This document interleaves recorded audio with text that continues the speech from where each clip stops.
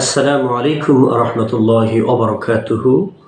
আমি নাসির ইকবাল বিন শাফি ইমান প্রসঙ্গের চতুর্থ পর্বের আলোচনায় আপনাদেরকে স্বাগত জানাচ্ছি। একটি একটি করে আমরা ইমান প্রসঙ্গে কথা বলছি।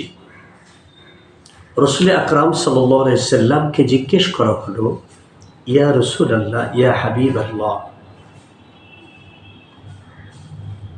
ইমানদার এবং কাফেরের মধ্যে পার্থক্য কি? আল্লাহর হাবিব বললেন, বাইনাল আবদি ওয়া বাইনাল কুফরি তরকুস সালাত। একজন আল্লাহর গোলাম, আল্লাহর প্রতি ঈমান আননেওয়ালা ঈমানদার বান্দা এবং একজন কাফের, তার মধ্যে পার্থক্য হলো সালাত।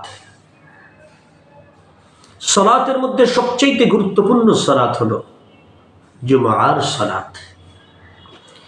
ঈমানদারদেরকে আল্লাহ রাব্বুল আলামিন স্পেশালি ঘোষণা করছেন জুমার নামাজ আদায়ের ব্যাপারে, বাস্তবায়নের ব্যাপারে।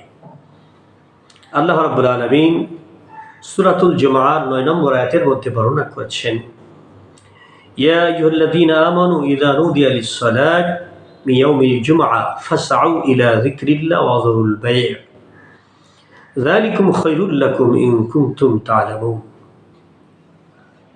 যদি তোমরা বোঝো হে মুমিনেরা, তাহলে জুমার দিনে যখন জুমার নামাজ সালাত আদায়ের জন্য তোমাদেরকে আহ্বান করা হয়, তাহলে ব্যবসা বাণিজ্য বন্ধ করো এবং এই মুহূর্তে তোমরা জুমার নামাজের দিকে ধাবিত হও, সালাতের দিকে ধাবিত হও। কারণ সপ্তাহে একদিন জুমার সালাত, এটা মুমিনের জন্য অবশ্যই কর্তব্য, যদি মুমিন বোঝে। এটা ঈমানের দাবি, কারণ ওই দিন জুমার নামাজ হবে, সকল মুমিন অপর মুমিনকে দেখবে, কোরআনের আলোচনা হবে, খুতবা হবে, কোরআনের আয়নায় মানুষ তার নিজের কথা, নিজের কর্ম, নিজের জীবন, যা করছে, যা বলছে, যা হচ্ছে, সেগুলোকে কোরআনের আয়নায়, কোরআনের দর্পণে সেটাকে মিলিয়ে দেখবে। তারপরে নিজেরা নিজেদেরকে সংশোধন করবে। ওই দিন জুমার নামাজে ঈমানদারদের বিচার, ফয়সালা, হিসাব নিকাশ, আরো যত কাজ রয়েছে সেগুলো তারা করবে। ইসলামী রাষ্ট্রের মূল ইমারতের কার্যক্রম, বিচার ফয়সালার কার্যক্রম কিন্তু মসজিদ কেন্দ্রিক হয়ে থাকবে। যেহেতু আমাদের দেশ যদিও মসজিদের দেশ বলা হচ্ছে, দ্বিতীয় বৃহত্তম মুসলিম এই দেশে জুমার নামাজ হয়, কিন্তু সেখানে কিন্তু বিচার ফয়সালার ব্যবস্থা নেই।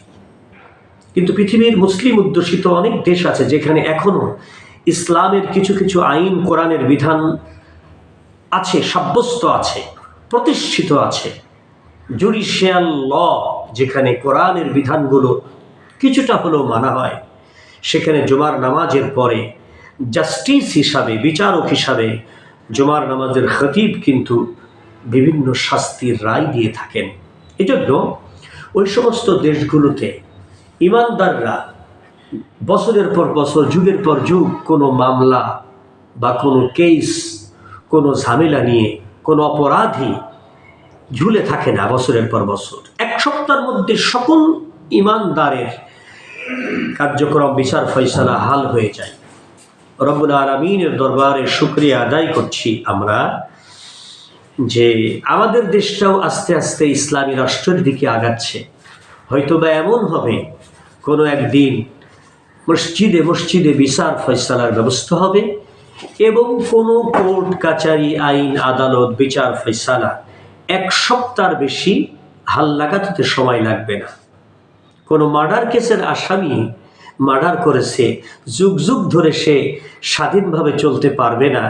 আর যারা হত্যার শিকার হয়েছে তারা রাস্তায় রাস্তায় পাগলের মতো ঘুরবে না, আর কাঠগড়ায় দাঁড়িয়ে দাঁড়িয়ে পাগলের প্রলাপ শুনবে না, এবং বিচারের নামে অবিচারের শিকারও হবে না। এজন্য ঈমানের মূল বৈশিষ্ট্য হলো হাত দ্বারা, জবান দ্বারা অন্য কোনো আল্লাহর বান্দা যেন কষ্ট না পায় সেটা নিশ্চিত করা। তাই তো রাসূল আকরাম সাল্লাল্লাহু আলাইহি সাল্লাম বলেছেন, আল মুসলিম মান সালিমা আল মুসলিমুনা মিন লিসানিহি ওয়া ইয়াদিহি মুসলমান ওই ব্যক্তি, ইমানদার ওই ব্যক্তি যে ব্যক্তির হাত দ্বারা, জবান দ্বারা অন্যরা কষ্ট পায় না। কিন্তু আমরা দেখতে পাচ্ছি বর্তমান দুনিয়াতে কালোমানিকের মতো বিচারকেরা বিচারের নামে বহু প্রহসন করেছে, আল্লাহ পাক এখন তাদেরই বিচার করছে। এজন্যই এ সমাজ পাল্টাতে হবে, ইমানের পথে আসতে হবে, কোরআনের কথা বলতে হবে, কোরআনের সমাজ কায়েম করতে হবে, ইমানের ইমারতের উপরে দাঁড় করিয়ে দিতে হবে এই সমাজ রাষ্ট্রকে। রব্বুল আলামিন আমাদেরকে সেই তৌফিক দান করেন, আমরা যেন ইমানের পথে চলতে পারি। ওয়া মা আলাইনা ইল্লাল বালাগ। আসসালামু আলাইকুম ওয়া রাহমাতুল্লাহি ওয়া বারাকাতুহু।